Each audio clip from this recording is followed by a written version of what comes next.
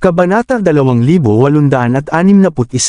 Nang marinig ni Baldwin at Gren ang intensyon ni Daryl, agad na lumiwanag ang kanilang mga mukha mula sa dating mabigat na ekspresyon. Noon, ang kanilang mga puwersa ay nakaranas ng sunod-sunod na pagkatalo na nagresulta sa pagkawala ng ilang Supreme Paragons at maging ng mga semi-immortal. Nasaktan din ang kanilang vitality. Unang planong inumin ni Baldwin ang dugo sa loob ng 7-star formation pagbalik sa Sacred Land. Ito ang kanyang pagtatangka na palayain ang kanyang tunay na katawan mula sa selyo.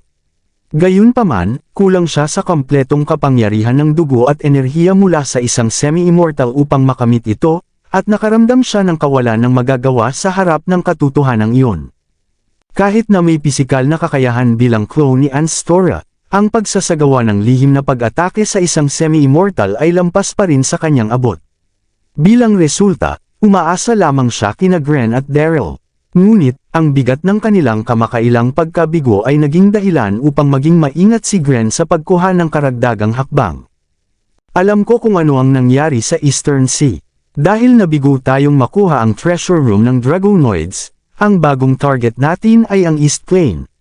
Ang 8 pamilya doon ay madaling lapitan, sabi ni Daryl habang tinatitigan ang dalawang lalaki at hinaplos ang kanyang balbas ng bahagya habang nagsasalita. Ang kanyang hindi pinapakitang tono ay nagkaroon ng bahagyang kasab-ikan nang banggitin niya ang East Plain. Ang 8 dakilang pamilya doon ay may pamana na umaabot ng higit sa 100,000 taon, na halos katulad ng sa Dragonoids. Bukod dito, sa kamakailang paggaling at pag-angat ng kakayahan ni Daryl, isang hakbang na lang ang natitira bago niya makamit ang immortalidad. Ito ang hangarin na nagpapalakas ng kanyang determinasyon na sakupin ang East Plain. Iilang kayamanan lamang ang makakatulong sa pag-angat ng isang tao patungo sa immortalidad sa Blue Realm, maliban na lamang sa ilang maalamat na celestial herbs, na bihira at nananatiling mito. Bilang resulta, kailangan ng malaking yaman upang itulak siya patungo sa tunay na immortalidad. Para man sa kanyang sariling kapakinabangan o para sa primordial sacred land, nakatuon ang isipan ni Daryl sa pananakop sa East Plain. Hindi maiwasang maramdaman ni Baldwin ang kasiyahan sa balita ng plano ni Daryl. Sa pamumuno ni Daryl, halos tiyak na magaganap ang isang madugong labanan sa Blue Realm. Ito ay magbibigay ng pagkakataon kay Baldwin na magplano ng lihim. Sa pamamagitan ng pagkain ng isa pang semi-immortal at pagsipsip ng kanilang essence, dugo, at enerhiya, hindi magtatagal bago niya mapalaya ang kanyang tunay na katawan. Ang posibilidad na ito ay nagdulot ng kasiyahan kay Baldwin. Sa kabilang banda, napangisi si Gren sa pag-iisip. Pagkatapos ng sandaling pagninilay, nagtanong siya, hindi ba tayo malulugi sa lahat ng panig kung sasalakayin natin ang East Plain? Nakuha na nila ang galit ng Gronde I Sacred Land, Delhi, at ng mga barbaro ng North Sea. Nang inig si Gren sa pag-iisip na baka mapasama ang 8 pamilya sa East Plain. Bawat isa sa kanila ay may malalakas na semi-immortals at maihahambing ang lakas sa mga mula sa Gronde I Sacred Land. Noong buhay pa si Hora, hindi nag-atubiling sakupin ni Gren ang East Plain. Ngunit, sa pagkawala ng kanilang mga demonyo kamakailan, naging mas maingat si Gren kaysa dati. Sa pagkamatay ni Hora at Seren, ang kanilang nakatatanda at pinuno ng sekta, ang kanilang Sacred Land ay napasok sa kaguluhan. Sa pinakapuso nito ay ang kakulangan sa lakas ni Gren, na isang alalahanin na hindi niya maiwasang isipin. Isang pang-isi ang lumitaw sa labi ni Daryl habang nanunuya. Ang mga pagkatalo sa lahat ng panig. Para bang minamaliit mo ako? Sa mga salitang iyon, isang nakakatakot na aura ang sumiklab mula kay Daryl, na tumatagos sa hangin tulad ng bahagharing liwanag na humahati sa kalawakan. Daang-daang nagliliyab na patakaran ang naglabas ng nakasisilaw na liwanag na nagpapakita ng halos immortal na lakas ni Daryl. Ang labis na presyon ay pinilit si Gren na lumuhod, na walang magawa upang labanan. Sa sandaling iyon, nang inig ang anit ni Gren sa takot habang tinatitigan si Daryl ng paghanga. Nasa bingit na si Daryl ng tunay na immortalidad. Isang uling hakbang na lamang ang natitira. Ang tindi ng kanyang presensya ay nagpapaalimpungat kahit sa bihasang semi-immortal na si Gren. Doon nagmula ang kumpiyansa ni Daryl. Pagkatapos malaman ang nangyari, agad na sambit ni Gren. Ang enerhiya mo ay walang hanggan, at malakas ang aura mo. Naiintindihan ko na ngayon. Halos matulala si Gren sa lakas ng aura ni Daryl, at nahirapan kahit siya na paikutan ang enerhiya sa loob niya. Si Baldwin, na nakatayo hindi kalayuan, ay may ekspresyong gulat sa mga mata. Hindi niya inasahan na maipapakita ni Daryl ang ganitong kahanga-hangang talento bukod pa sa mabilis na paglago ng lakas. Pagkatapos ng ilang sandali ng pag-iisip, tahimik na sinabi ni Baldwin. Sa ganyang kaso, tutukan natin ang East Plain. Napagpasyahan na niyang gumawa ng plano, kung makakainom siya ng malaking halaga ng enerhiya at dugo, may pag-asa na mabuksan ang kanyang tunay na anyo. Nang makuha ang pahintulot ng dalawang panig, bahagyang ngumiti si Daryl at tumayo na nakalagay ang mga kamay sa likod. Tiningnan niya ang malayo, at ang kanyang malabong mga mata ay kumikislap ng intense iyong pumatay. Ako ay isang hakbang na lang bago makamit ang immortalidad. Walang makakapigil sa akin, kahit ang 8 pamilya ng East Plain o si Severin mula sa Grundy Uno Sacred Land. Ang anyo ni Daryl ay unti-unting naglaho hanggang sa tuluyang mawala ng walang bakas. Habang pinupunasan ni Gren ang malamig na pawis sa noo, nanginginig siya at sinabi kay Baldwin. Alam mo ba ang iniisip niya? Mukhang plano niyang hamunin ang buong East Plain mag-isa. Umiiling si Baldwin at nagngisi. Hindi pa siya nawawala sa katinuan. Naiintindihan lang niya na ang East Plain ay may kinakailangang sustansya para makamit ang immortalidad. Sustansya, sandaling napahinto si Gren at pilit inunawa ang ibig sabihin. Tama, sagot ni Baldwin ng walang ekspresyon. Malaki ang paglago ng kapangyarihan ni Daryl mula nang lamunin niya ang semi-immortal na si Darius. Mula noon, tiningnan niya ang mga matatandang semi-immortals mula sa 8 dakilang pamilya ng East Plain bilang hagdan patungo sa immortalidad. Upang makasalalay kay Daryl, personal na ibinigay ni Ann Storer na nakaseliw sa hangganan kay Daryl ang Rules of Celestial Demon, kaya nakuha niya ang tiwala nito. Lubos na alam ni Baldwin ang pagsunod ni Daryl sa kanya, kaya naroon ang lihim na layunin. Bilang isang sinaunang nilalang na nabuhay ng daan-daang libong taon, naramdaman ni Baldwin na hindi pa ganoon ka-mature si Daryl. Hindi naiisip ni Daryl na makakalusot sa matalim na pagmamasid ni Baldwin. Matagal na niyang inaasahan na pipiliin ni Daryl ang landas na iyon, kaya naghanda siya ng maaga sa pamamagitan ng pagbibigay ng Rules of Celestial Demon kay Daryl bilang pang-akit, na ang layunin ay magdulot ng kaguluhan sa Blue Realm. Biglang nagkaroon ng realisasyon si Gren. Lumingon ang kanyang mga mata, at nanginginig ang katawan niya na parang dahon sa hangin. Bilang isang powerhouse, pamilyar si Gren sa konsepto ng sustansya. Sa kanyang panahon sa Season at Las Bonercut, madalas niyang kainin ang mga mortal at practitioner. Sa paggawa nito, naabsorb niya ang kapangyarihan ng kanilang enerhiya at dugo upang likhain ang Thousand Soul Flag. Para sa kanya, ang mga mortal at mababang practitioner ay wala kundi sustansya. Ngunit hindi niya inasahan na ipapakita ni Daryl ang ganitong desperado na paghahangad ng immortalidad na magdudulot ng pagkain ng mga semi-immortals mula sa 8 dakilang pamilya ng East Plain. Pagkabangon mula sa kanyang pag-iisip, nilapitan ni Gren ang kanyang mga labi at tumayo na may nagliliyab na kislap sa mga mata.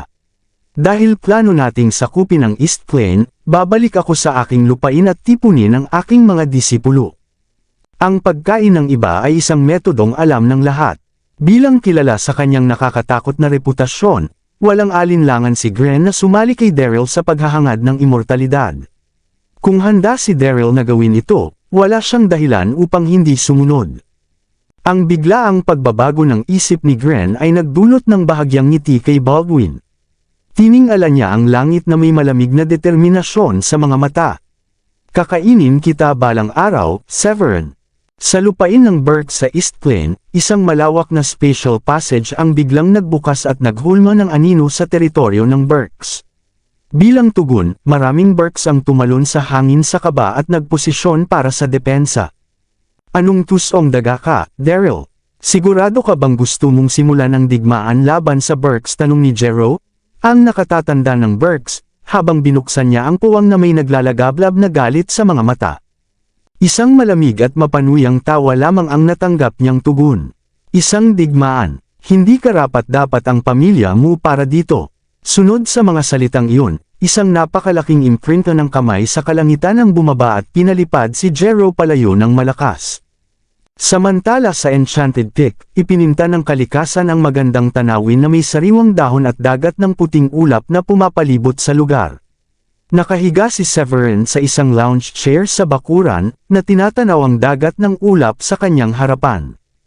Sa panahong iyon, ganap niyang natunaw ang natitirang divine technique ng Celestial Peach sa loob niya at umangat upang maging level 7 Supreme Paragon. Kahit hindi siya nagkaroon ng karagdagang breakthroughs, ang pag-unawa niya sa fire attribute laws ay lumago araw-araw. Ang rule ng apoy ay naging ikatlong rule ng langit at lupa na kanyang nakamit ng malaking tagumpay, kasama ang rule of creation at rule of swordsmanship. Bukod pa rito, pinalawak ni Severin ang kanyang pag-unawa sa mundo at binuksan ang isang universo ng daan-daang bilyong cells sa nakaraang 2 linggo. May 8 trilyong cells sa katawan ng tao, at si Severin ay nakalikha ng universo sa halos 3 trilyong cells. Ang kanyang enerhiya ay lumampas sa kahit anong level 9 Supreme Paragon. Hawak ang mainit na tasa ng tsaa, tumingin siya sa bakuran na natakpan ng ulap at sinag ng araw. Napabuntong hininga siya at sinabi, "Matagal na rin mula nang magkaroon ako ng oras para magpahinga." Mula nang dumating siya sa Blue Realm, palagi siyang nag-eensayo o naghahanap ng paraan para sa mas mataas na pag-unlad. Ang una niyang malaking hadlang ay ang pagpasok sa Sacred Lake sa Nuntu City, kasunod ang pagsali sa Gronde Uno Sect. Kalaunan, nakasagasa siya sa iba't ibang malalaking pamilya, nang pumasok sa guho ni Wildfire, at nag-explore sa Starry Sky Battle Space. Isang paglalakbay na puno ng hamon. Kahit pagdating sa Gronde Uno Sacred Land sa Midland, walang pahinga ang natagpuan ni Severin.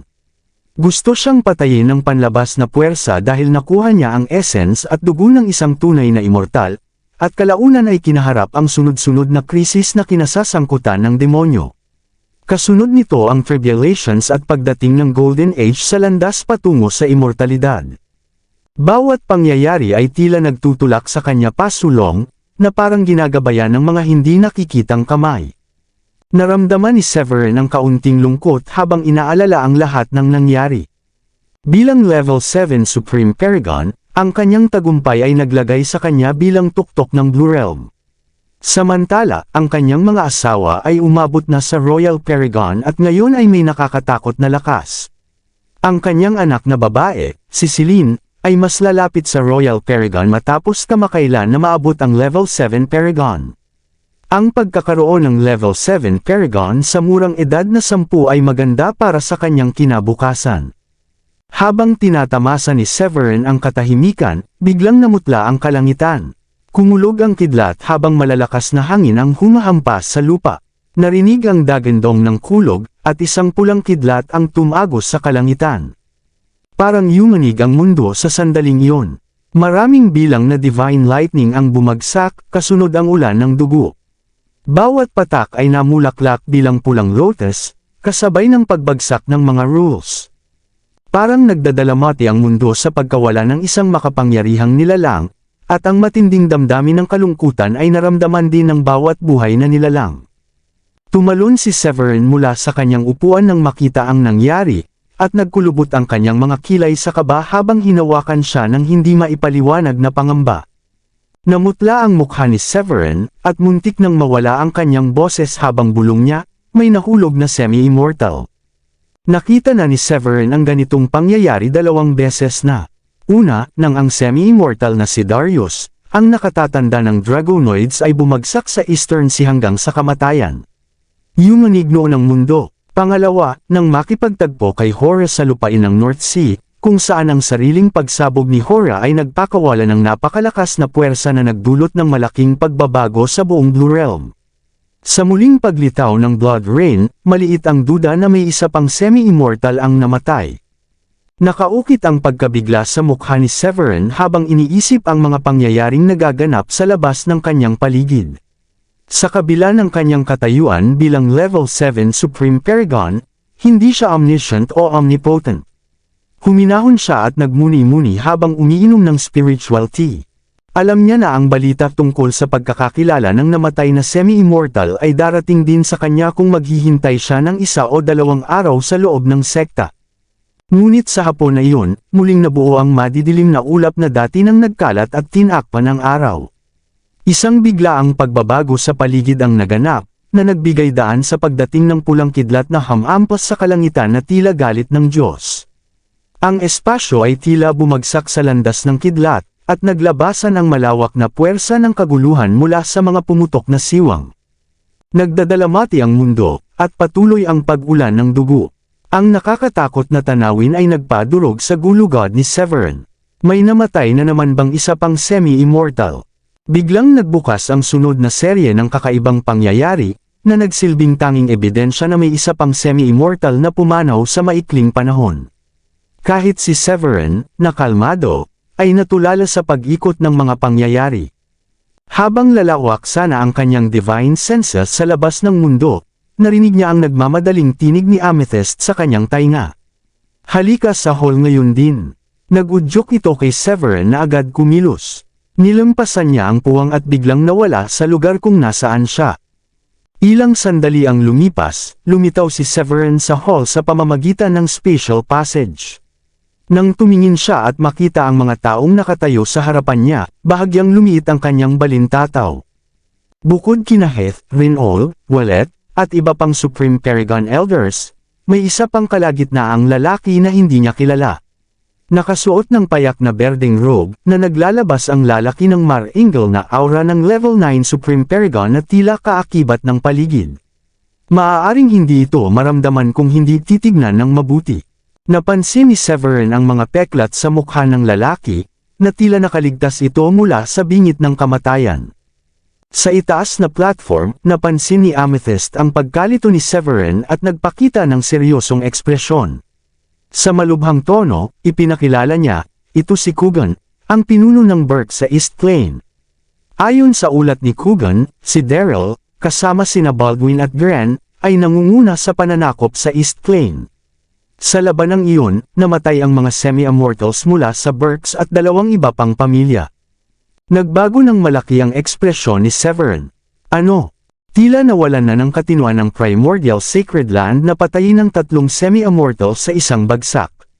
Sa ganitong nakakagulat na tapang, hindi na nakapagtataka kung bakit seryoso at mabigat ang ekspresyon ng lahat sa hall. Naiintindihan ni Severin na ang pananakop ng primordial sacred land sa East Plain ay mahirap na mapigilan gamit lamang ang lakas ng Grundy Uno sacred land. Dahil sa labis na kalungkutan at galit, tumayo si Coogan mula sa kanyang upuan at nagbigay galang. Severin, ginamit ni Daryl ng primordial sacred land ang pinakamasahol na paraan para lamunin ang aming nakatatanda ng buhay. Ang paraang ginamit niya ay tanda ng demonyo at kasamaan. Pakiusap iligtas ang aking pamilya. Nagmamakaawa ako. Dahil sa pagdadalamati ni Coogan, agad na nagbigay ng katiyakan si Severin. Huminga ka ng malalim. Kailangan kong malaman lahat ng detalye. Nahirapan si Coogan sa emosyon at sinimulang ikwento ang mga pangyayari. Dumating si Daryl sa aming ancestral land kasama ang puwersa mula sa primordial sacred land at agad sinimulan ang pagpatay sa aming mga tao. Hindi ko alam paano, ngunit tumaas ang kanyang kapangyarihan, at nabalot siya ng walang hanggang demonyong enerhiya. Ang semi-immortal ng aming pamilya. Siya ay pinatay. Kabanata 2865. Pagkaraan ng ilang sandali, isang nakamamatay na katahimikan ang bomb-alot sa pangunahing hall. Napansin ni Severin ang bawat individual na may kanya-kanyang ritmo ng paghinga. Ang balita na sinalakay ni Daryl ang East Plain at pinatay ang tatlong semi-immortal sa mabilis na sunod-sunod, ay parang bomba sa lahat ng naruroon. Lalo na kay Severin, na nagkunot ang noo habang naririnig ang ulat ni Coogan, na lalo nang lumakas si Daryl.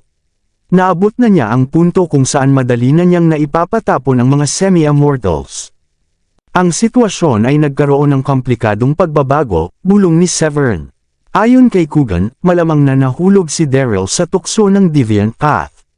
Pagkatapos ng lahat, kung si Baldwin, na pinuno ng Primordial Sacred Land, ay maaaring maging clone ni Anstora, posible rin na nahulog si Daryl sa impluwensya nito. Kakaunti lamang ang pagkakataon niya upang magpahinga matapos ang mahirap na kalahating buwan, ngunit malinaw na kailangan niyang ayusin ang sitwasyon sa East Plain. Hindi niya kayang umupo lamang nang walang ginagawa. Kung ang lahat ng 8 pamilya sa East Plain ay masisira, maaaring makalaya ang tunay na anyo ni Anstora mula sa selyo. Kahit hindi magtagumpay ang tunay na anyo, ang galit ni Daryl, na pinapalakas ng pagnanais na lamunin ang dugo at essence ng mga semi-immortals ay maaaring magdala sa kanya sa immortalidad. Habang iniisip iyon, malumanay niyang sinabi kay Kugan, huwag mag-alala. Ang aming sacred land ay hindi mananahimik habang ang mga demonyo tulad ni Daryl ay gumagalaw. Sa isang may alam na sulyap, ipinahiwatig niya ang intensyon na pag-usapan ito ng pribado kasama ang sect leader at ilang elders. Maingat na nagpapalam si Kugan nang maramdaman na magpupulong sila ng pribado. Bago umalis si Kugan, may biglang pumasok na kaisipan sa kanya. Huminto siya sandali at sinabi kay Severin, namana mo ang mga turo ng Green Emperor sa East Plain, at kami ang mga pamilya sa East Plain ay mga direktang inapo ng mga naglingkod sa kanya noon. Kung matutulungan mo kami sa pagharap sa krisis na ito, ibubunyag ko sa iyo ang tunay na layunin ni Anstora. Naintriga si Severin, hindi ba ito tungkol sa paghahangad ng immortalidad? Walang kabuluhan ang immortalidad para sa kanya, sabi ni Kugan, habang inuungol. Ngayon na nakuha mo na ang Green Emperor's Tower, sigurado akong alam mo na nagmula ang Blue Realm sa isang celestial domain na may katulad na pangalan. Layunin ni Anstora na buksan ang daan patungo sa realm na iyon at isagawa ang isang cataclysmic event. Pagkatapos, umalis si Kugan nang hindi na nagpapaliwanag pa. Bilang pinuno ng isang sinaunang pamilya, taglay niya ang malaking kaalaman tungkol sa mga lihim ng Blue Realm kahit hindi siya semi-immortal. Ang pagmasid sa diabolical na gawain ni Daryl at sa pakikiisa ni Baldwin bilang clone ni Anstora ay nagpapatibay sa kanyang paniniwala na may mas malalaking plano sa likod nito. May isa pang layunin na maaaring pilitin si Anstora na talikuran ang paghahangad ng immortalidad. Hindi ito haka-haka lamang ni Kugan, kundi ang huling salita ni Jero. Nagkunot ang noo ni Severin sa nakatagong kaalaman ng Burks, na iniisip kung may hawak na lihim ang Burks. Kakaunti lamang niyang nalaman tungkol sa celestial domain mula sa natitirang kaluluwa ng Green Emperor sa loob ng tore. Inilayo niya ang kanyang kuryosidad at impulsong iyon, at nagtayo ng divine barrier sa hall matapos umalis si Kugan. Tumugon si Amethyst ng seryoso, ano ang iniisip mo tungkol sa bagay na ito? Kung maaari lang, si Rinold ang unang tumayo at nagsalita. Kitang-kita sa kanyang kunot na noo ang kanyang sama ng loob sa mga pangyayaring nagaganap sa East Plain. Tumigil sandali ang tinig ni Rinold bago siya nagpatuloy. Ikinababahala ko na ang Grundy Uno Sacred Land ang kanilang susunod na target kung tayo ay mananatiling walang ginagawa upang tulungan ang East Plain. Ipinahayag ng pangalawang elder na si Wallet ang kanyang suporta nang may matinding galit sa katwiran. Rinold ay may buong suporta ko na si Daryl ay lumabis na sa kanyang mga hangganan. Ngayon pinatay niya ang 3 semi-immortals. Bukas maaaring 3 iba pa ang mapatay, ito ay konektado sa kay Anstora. Kung mabasag ang selyo, ang Blue Realm ay lulubog sa kapahamakan sambit ni Wallet ng may kasigasigan. Tumango si Amethyst at itinutok ang kanyang tingin kay Severin. Para bang tinatanong niya kung sang-ayon si Severin. Abala ang isip ni Severin sa naunang pahayag ni Kugan tungkol sa celestial domain, ngunit sang-ayon siya sa lahat. Manatiling walang ginagawa at hindi tulungan ang East Plain ay hindi isang opsyon. Ako ay may parehong pananaw. Dahil nagkaroon ng iisang desisyon na tulungan ang East Plain, sinabi ni Amethyst. Pagkatapos ay hihingi ako ng payo kay Adrian tungkol dito. Ang kanilang nakaraang pagbisita sa Eastern Sea ay dahil sa kayamanan ng Dragon Palace, ngunit ang East Plain ay walang ganoong pang-akit. Ito ay isang purong makataong layunin upang iligtas ang 8 pamilya. Habang naghahanda si Amethyst na bumangon at magulat kay Adrian sa Cave Paradise, isang tinig ang umalingaw sa main hall. Ako ay nakakaalam sa nangyari. Maaari kayong magsagawa ayon sa mungkahi ni Severin. Naiintindihan ni Amethyst. Matapos tapusin ang kanilang deliberasyon, tinanggal ang barrier at ipinaabot ang desisyon kay Kugan. Nang malaman ang kahandaang tumulong ng Grundy Uno Sacred Land, nabawasan ang pangamba ni Kugan at lubos siyang nagpasalamat. Salamat. Agad na nagtanong si Severin tungkol sa Celestial Domain. May bahagyang kapaitan sa tensyonadong ekspresyon ni Kugan, ngunit sa huli ay ipinaliwanag niya. Hindi ko na itatago ang impormasyon. Ang 8 dakilang pamilya sa East Plain ay mga vassal ng dating Green Emperor. Ang aming mga ninuno ay laging nakikipag-ugnayan sa amin matapos umakyat. Ayon sa mga tala ng Burks, ang Blue Realm ay dating isang kontinente sa loob ng Blue Celestial Domain. Libong taon na ang nakalipas, ilang dayuhang mananakop ang nakipaglaban sa mga immortal na nagdulot ng katapusan na sumira sa dakilang landas. Sa huli, ang Blue Celestial Domain ay nahati sa 3 kaharian, ang Blue Realm, ang kasalukuyang Celestial Realm, at ang Devil Realm na tinitirhan ng mga dayuhang nilalang. Ikinwento ni Coogan ang kwento ng detalyado at maayos. Ang Blue Realm ay isang piraso ng dating Celestial Domain kaya't mayroon itong kapangyarihan sa langit at lupa. Kung ang isang tunay na immortal ay matuklasan ang pinagmulan ng mundo at pagsamahin ito, magiging Lord of the Realm siya at makakamtan ang lahat ng biyaya ng mundo. Sa huli, siya ay aakyat at magiging Royal Celestial. Nakakunot ang noo ni Severin ngunit itinuring niyang kapanipaniwala ang pahayag ni Coogan matapos makita ang taimtim na kilos nito. Lord of the Realm. Dahil narinig na niya ang kaunting impormasyon tungkol sa pinagmulan ng Blue Realm mula sa natitirang kaluluwa ng Green Emperor, mas naniwala si Severin sa testimonya ni Coogan dahil maaaring naipasa ito ng mga ninuno ni Coogan. Samantalang ang iba sa hall ay nagulat sa kanilang narinig. Ang bagong impormasyon at ang implikasyon nito sa Celestial Realm at koneksyon sa tunay na anyo ni Anstora ay nakumbinsi silang lahat. Pinakalma ni Amethyst ang sarili at sinabi, "Naiintindihan ko, sa ganitong kaso, mas may dahilan pa para pigilan ng Grundy Uno Sacred Land ang mga balak ni Anstora." Agad niyang ipinadala ang mga utos sa Peak Masters at maghanda ang lahat ng kanilang disipulo. Samantala, nakaramdam ng determinasyon si Severin nang malaman ang lihim ng Lord of the Realm. Kailangan niyang pigilan si Daryl sa pagtupad ng mga ambisyong iyon.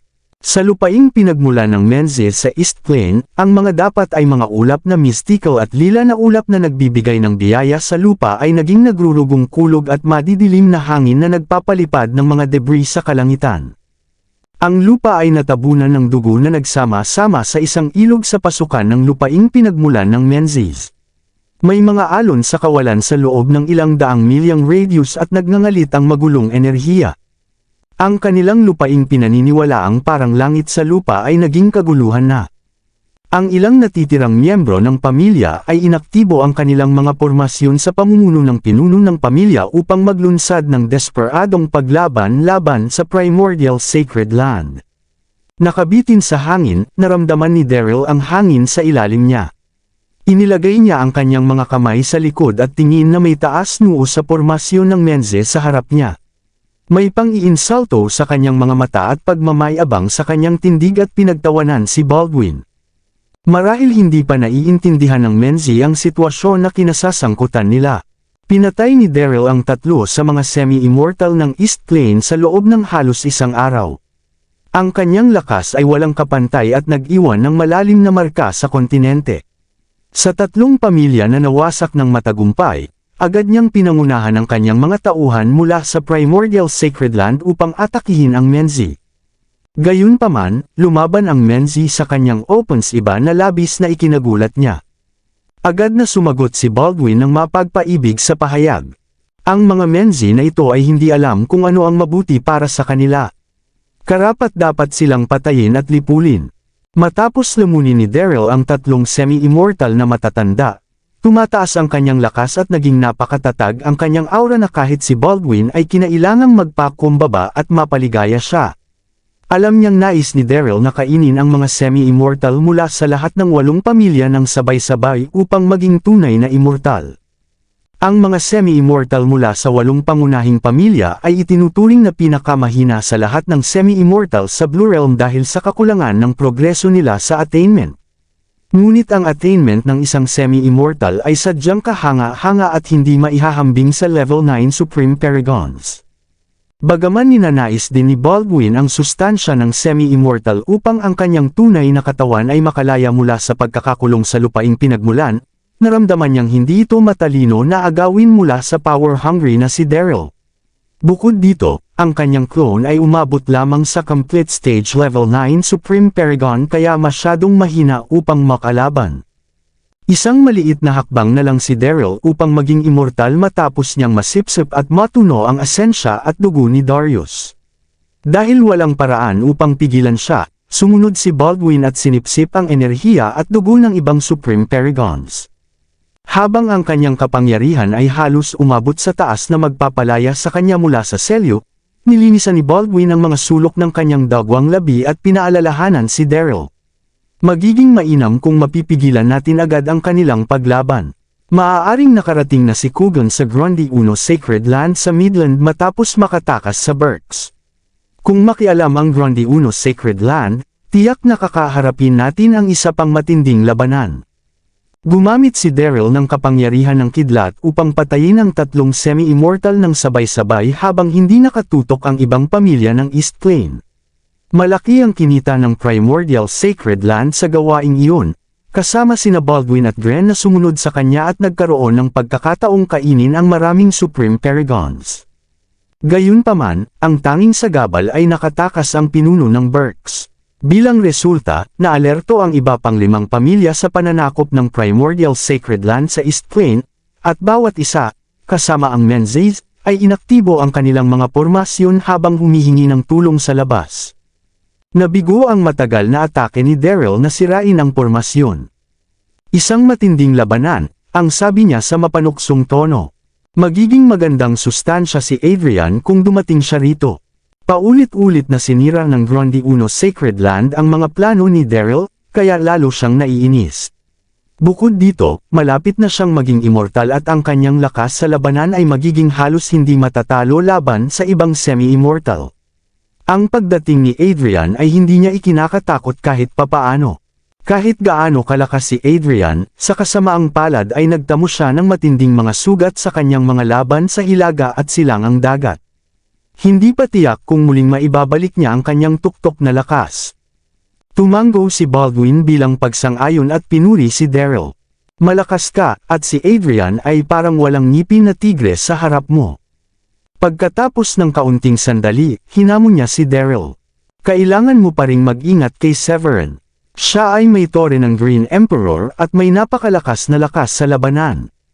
Si Baldwin ay nananatiling gulat mula sa huling enkwentro niya kay Severin sa silangang dagat, kung saan ipinakita ni Severin ang galing sa labanan na maihahambing sa isang level 9 Supreme Paragon kahit level 6 lamang. Sa tulong ng Loren Divine Blade at Green Emperor's Tower, madaling makakuha si Severin ng kalamangan laban kay Baldwin. Sa buong buhay niya, hindi pa siya nakaharap ng ganitong kakilakilabot na kalaban. May kutob na rin siya na magiging malaking banta si Severin kung hindi agad mahaharap. Kaya hindi nagdalawang isip si Baldwin na pukawin ang kay-abangan ni Daryl. Nang makita ni Daryl ang clone ni Anstora na si Baldwin na natatakot sa isang Supreme Paragon tulad ni Severin, napuno siya ng pang-iinsalto. Pinagtawanan niya. Ha! Isa pa rin siyang maliit na tuldok, may swerte pa sa kanyang panig. Hindi natin siya dapat katakutan. At nagmayabang siya. Nabuo ko na ang aking landas. Sa kaunting spiritual energy na lamang, malalampasan ng aking katawan ang mortalidad. Matapos lamunin ang asensya ng 3 semi-immortal at may sulat sa aking sarili ang mga alituntunin, ang isang simpleng Supreme Paragon ay wala sa harap ko. Ang mga humahamon sa akin ay labis na nag-aakalang sila ay makakaya. Tumango si Baldwin bilang pagsang-ayon. Tama, ang iyong lakas ay pumapangalawa lamang sa tunay na immortal. At kahit ang mga immortal ay dapat yumuko sa iyo. Kung sakaling makipaglaban si Severin, makikita niyang siya ay magiging abo lamang. Ang pagpupuri ay nagpalakas sa ego ni Daryl at napangiti siya. Maganda ang pagkakasabi mo. Si Severin ay swerte lang na nakuha niya ang Green Emperor's Tower. Nais ko ring magkaroon ng ganoong bagay. Ngunit paano nga ba karapat-dapat ang isang tulad niya sa kayamanang iyon? Tanging isang kilalang practitioner tulad mo lamang ang karapat-dapat. Ipinagpatuloy ni Baldwin ang pamumukaw. Tumango si Daryl ng walang alinlangan. Tama rin sa tingin ko. Alam ni Baldwin na ang pagpapalakas ng galit o kay-abangan ng isang tao ay simula ng kanilang kapahamakan. Nasisiyahan siya sa ideya ng isang nakamamatay na alitan sa pagitan nina Daryl at Severin. Bagaman si Daryl ay napakalakas at malapit ng maging immortal, Alam ni Baldwin na si Severin ang tunay na banta. Si Daryl ay na-master na ang rules of Celestial Demon. Ngunit ang itinuro ni Baldwin sa kanya ay bahagyang nabago na. Ang paggamit ng immortalidad sa pamamagitan ng mga patakarang iyon ay posible, ngunit kailangan ng napakalawak na mga yaman. Maliban kung kainin at lamunin ni Daryl ang lahat sa Blue Realm, mananatili siyang hadlang sa pagiging immortal. Sa huli, kakainin ni Anstor si Daryl at makakalaya mula sa selyo.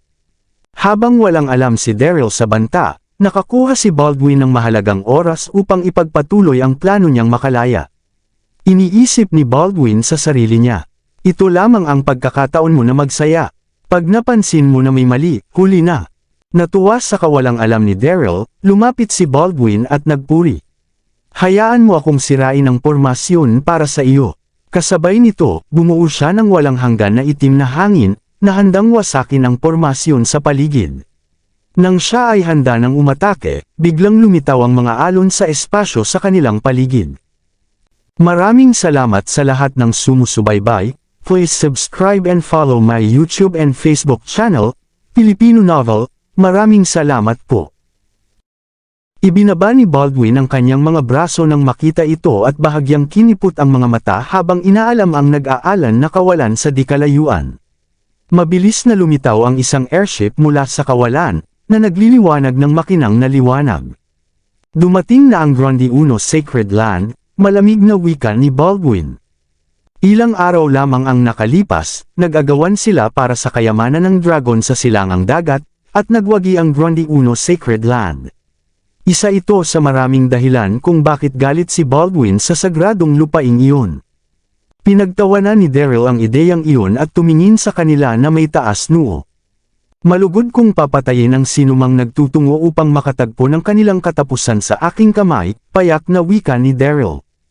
Kinakailangan niyang kainin ang mga semi-immortal mula sa 8 pangunahing pamilya ng East Plain upang umakyat sa immortalidad. At tinitingnan ni Daryl ang anumang uri ng paglaban bilang kalaban. Nang maging kaaway ang Grundy Uno Sacred Land, determinado siyang maghiganti. Tumingin siya kay Baldwin at iniutos, "Pigilin mo muna sila sa ngayon. Tutulungan kita pagkatapos sirain ang pormasyon ng Menzi." Bahagyang pumait ang mukha ni Baldwin at isinumpa sa sarili matapos utusan na harapin ang mga manlulusob. Sa kabutihang palad, wala si Adrian sa summon airship na kakalabas lamang mula sa kawalan. Pinamunuan ni Severin, Rinold, at ilang iba pang Supreme Paragons ang atake. Dahil walang semi-immortal na sumusuporta sa Grundy Uno Sacred Land, nawala ang takot ni Baldwin at agad siyang nag-teleport ng ilang milya palapit sa airship. Samantala, sinuri ni Severin ang bumababang pormasyon at ang dagwang lupa mula sa itaas ng ancestral land ng Menzi. Lumubha ang kanyang mukha, at labis siyang nadismaya nang maramdaman ang nakamamanghang kapangyarihan ni Daryl. Sa tabi niya, tila nababahala si Rinold at Wallet sa lakas ni Daryl. Hindi nakapagtataka na napatay niya ang ilang semi-immortal, nanginginig na wika ni Rinold. Ang kanyang attainment ay umabot na sa punto na malapit na niyang lampasan patungo sa immortalidad. Sumang-ayon si Wallet sa damdamin, kinikilala ang kapangyarihan ni Daryl at ang hamon na kinakaharap nila nang wala si Adrian. Ngunit bahagyang naibsan ang kanilang pangamba nang makita na dumating si Baldwin upang salubungin sila. Bagaman clone ni Ans Torres si Baldwin, mas mahina siya kumpara sa halos immortal na si Daryl. Nang lumapit sa summon airship, huminto si Baldwin at tumawa. Nagbibigay ang langit ng daan, ngunit pinipili ninyo ang kapahamakan. Panahon na para harapin ninyo ang inyong katapusan. Tumugon si Severin. Matapang naman mula sa isang taong kamakailan lang ay natalo. Nasuri na ni Severin ang lakas ni Baldwin dati at kumpiyansa siyang harapin siya. Ang kanyang kamakailang breakthrough ay nagpatibay sa kanyang tiwala at pahirap kay Baldwin na pigilan siya. Sinasadyang sumiklab ang galit ni Baldwin nang marinig ang tugon ni Severin. Ipinakita niya ang kanyang attainment bilang level 9 Supreme Paragon at nagbago sa isang anyong buto na napapalibutan ng madidilim na ulap at demonyong enerhiya. Paulit-ulit mong sinira ang aking mga plano. Tatapusin kita dito at ngayon, sigaw ng anyong buto, na parang kalat-kalat na buto ang tinatalsak ng boses. Umagos ang itim na ulap patungo kay Severin. Mga magagandang laro lang ang hawak mo sa iyong arsenal, pang-uuyam ni Severin. Habang hinugot ang Loren Divine Blade, ang sword wheel niya ay umakyat sa kalangitan at ang kanyang anyo ay nakataas na may nagniningning na espada na mahigpit na hawak sa kamay. Kabanata 2870.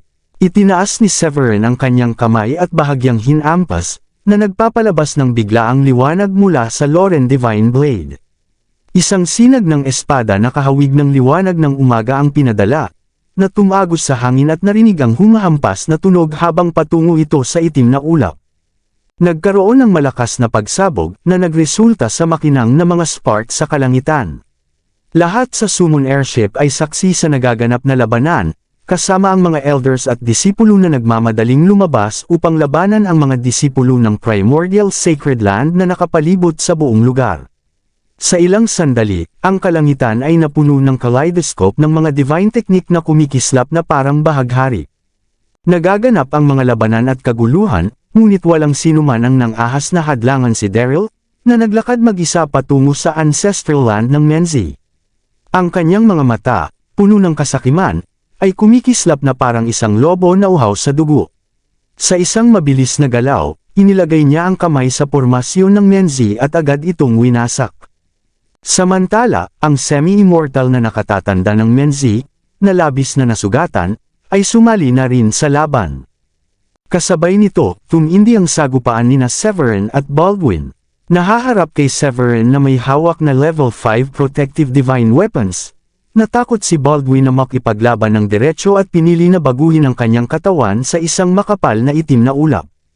Ang usok, na dinisenyo upang lituhin ang kanyang kalaban, ay lumabas at nakipagtagpo sa rules ng langit at lupa upang makabuo ng pormasyon na makakabit sa kanya para mahuli si Severin. Nanatiling mapagbantay si Severin habang siya ay napapalibutan ng itim na ulap at usok. Kahit na kamakailan lang siyang nakamit ang level 7 Supreme Paragon, alam niya na si Baldwin, bilang clone ni Anstoria ay hindi madaling kalaban. Sa determinasyon sa kanyang mga mata, nagpalabas si Severin ng makinang na liwanag mula sa kanyang katawan at inaktibo ang Green Emperor's Tower sa kanyang inner world.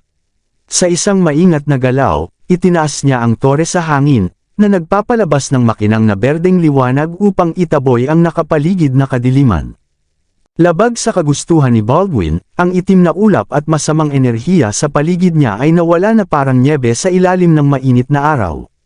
"Demonyo ka!" sigaw niya, galit sa bisa ng Green Emperor's Tower laban sa kanya. Ito ang pinakamahalagang kayamanan ng dating Green Emperor, partikular na dinisenyo upang supulan ang masasamang puwersa. Matapos makita si Severin na winasak ang pormasyon, kinagat ni Baldwin ang kanyang ngipin at agad na tinawag ang maraming kalansay at undead mula sa umiikot na demonyong enerhiya. Bawat isa ay may sariling natatanging katangian at may iba't ibang antas ng attainment. Mababa ang kanilang bilang, marahil ilang daan lamang ngunit napalibutan nila si Severin ng buo. Layunin ni Baldwin ay pahinain lamang si Severin at makabili ng oras, dahil napansin na niya ang pagtaas ng lakas ni Severin. Ang natuklasan ay nagpaalala kay Baldwin sa bigat ng sitwasyon. Iniisip niya sa sarili. Ang batang ito ay nilabag ang lahat ng loika, na nakakaramdam ako ng pangamba. Si Severin, na napapalibutan ng daan-daang kalansay at undead, ay tumawa. "Mukhang wala ka ng tricks," wika niya, itinataas ang Green Emperor's Tower sa ibabaw ng kanyang ulo. Mabilis na bumagsak ang berdeng liwanag, na bumalot sa kanya sa isang hindi matitinag na lakas. Makaraan ng ilang segundo, sumugod si Severin gamit ang Loren Divine Blade. Ang kanyang katawan ay naging after-image habang tumutok siya kay Baldwin. Pinaghalo ang spiritual energy ng langit at lupa sa Divine Sword, na nagpalabas siya ng mabilis na hiwa na tumagos sa mga kalansay sa kanyang harapan at pinulbos ang mga ito. Nagpatuloy ang puwersa at tumagos sa itim na ulap, sa huli ay tumama sa anyong buto ni Baldwin na nagdulot ng sigaw ng kirot. "Ah!" sigaw ni Baldwin sa sakit habang sumabog ang magulong enerhiya, kasabay ng mga elemento, mula sa kawalan at hinati ang itim na ulap sa dalawa.